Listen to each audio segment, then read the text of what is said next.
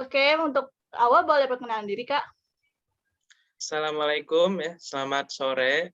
Perkenalkan, saya Ahmad Farhan ya, bekerja di Direktorat Jenderal Pajak di unit kerja KPP Pratama Solok ya, di Solok, Sumatera Barat. Oke, Oke. langsung pertanyaan aja ya, boleh ya? Iya, silakan.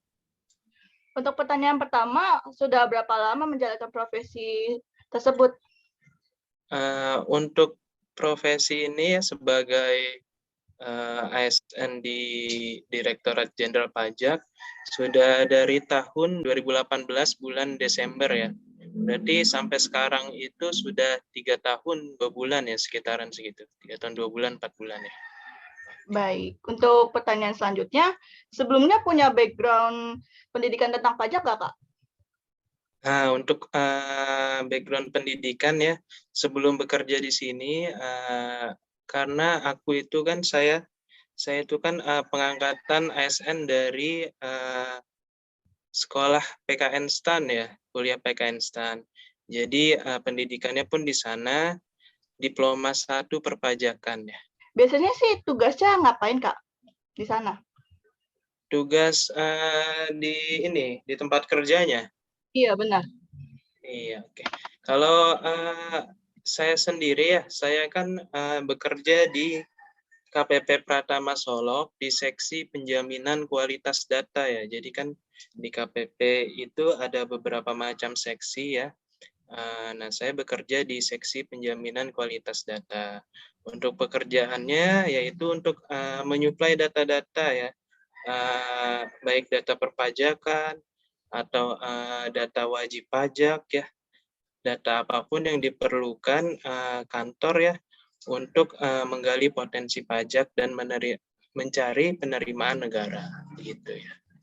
Oke. Oke. Biasanya di sana menerapkan PPh berapa? Oke, kalau PPh ya, ini maksudnya PPh-nya ke kitanya, ke sayanya sebagai PNS diri sendiri atau ke wajib pajak? Oh ya, Dua-duanya juga oke. boleh kok. Kalau untuk ke wajib pajaknya ya tergantung ini ya, tergantung penghasilannya dari wajib pajaknya itu sendiri apa ya. PPh itu kan macam-macam ya. Ada PPh 21, PPh 22 ya, 23 sampai 25 ya. Untuk paling banyak diterapkan PPh 21. Karena apa? Karena PPh 21 itu mengatur penghasilan yang diterima kita sebagai orang pribadi ya. Jadi misal ada wajib pajak kerja sebagai karyawan, itu dikenakan PPh 21 gitu ya. Kalau PPh 22 itu biasanya atas ini ya, pembelian barang atau jasa itu bisa pasal 22, tapi paling banyak umumnya pasal 21 ya. Kalau kita sendiri sebagai karyawan gitu ya atau pegawai itu dikenakannya PPh 21 ya, karena kita kan menerima penghasilan sebagai orang pribadi gitu ya. Oke. Oke, pertanyaan selanjutnya, sebagai pegawai, apakah kapan bayar pajak juga? Betul. Jadi kita mau jadi pegawai pajak atau apapun ya pekerjaannya, selama kita menerima penghasilan ya, itu benar wajib bayar pajak. Nah, jadi kan untuk kita bayar pajak itu kan ada beberapa syaratnya ya. Kayak yang seperti yang pertama, kalau misal kita jadi pegawai gitu ya, yang menerima penghasilan dari satu pemberi kerja gitu ya, misal dari perusahaan atau dari kantor gitu ya, itu dikenakan PPh 21. Nah, itu cara menghitungnya gimana? Enggak semuanya loh yang kena, yang bekerja dan menerima penghasilan itu kena pajak. Jadi cara menghitungnya itu ada yang dinamakan penghasilan tidak kena pajak ya. Besarannya tergantung status kita ya. Status kitanya tidak kawin atau punya tanggungan atau tidak. Itu besarannya tergantung itu ya. Kalau saya sendiri itu dikenakan ya pajaknya, yaitu tadi PPh 21 itu tadi ya, sebesar 5% kali ini ya penghasilan kena pajaknya. Itu contoh ya, contoh siapa aja sih yang kena pajak itu semuanya. Bagaimana cara ngitung pajaknya? Tadi contohnya seperti itu gitu ya. Contoh Oke, simpelnya. sip. Pertanyaan selanjutnya, kalau boleh tahu apakah pegawai pajak memiliki agenda per bulan gitu? Ini agenda yang dimaksud di sini itu apa kalau Jadi boleh tahu? satu bulan ada pekerjaan apa aja gitu? Oh, jelas ada itu ya. Itu tergantung lagi kepada di mana kita ditempatkan ya. Misal saya ditempatkan di KPP ya, lalu di seksi penjaminan kualitas data gitu ya. Di KPP itu kan seksinya macam-macam ya. Kalau misal saya sebagai seksi penjaminan kualitas data, agenda per bulannya tentu jelas ya.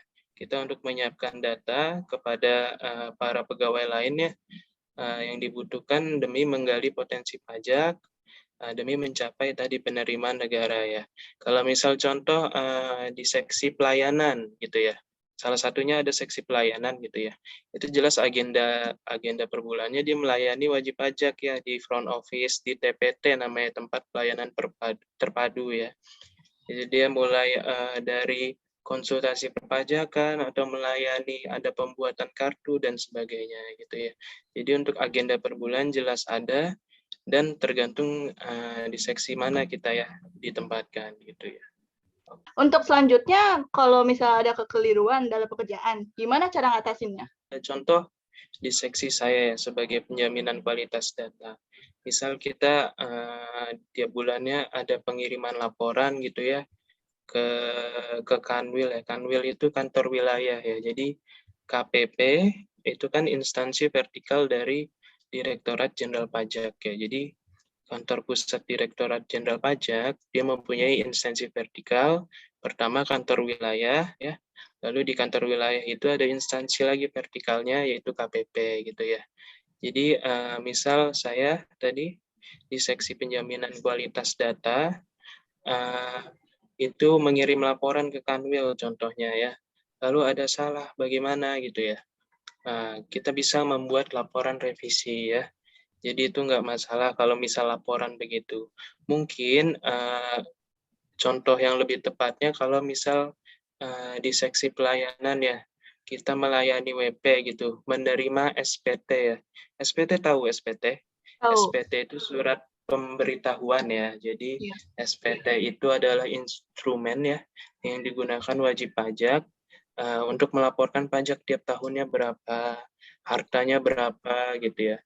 Misal contoh kita ada kekeliruan dalam meneliti SPT tersebut ya, atau misal wajib pajak ada kekeliruan saat mengisi SPT tersebut, bagaimana caranya?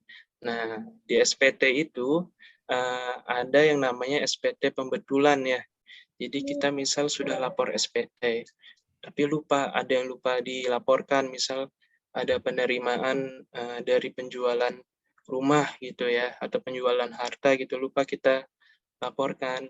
Nah, itu kita bisa buat yang namanya SPT pembetulan untuk dilaporkan lagi gitu ya. Dan itu nggak ada denda ya, selama tadi SPT normal itu sudah dilaporkan dan tidak ada pajak yang belum dipotong yang terlambat gitu ya. Oke, itu misal contoh kalau ada kekeliruan. Untuk selanjutnya, mengapa alasan mengambil profesi ini?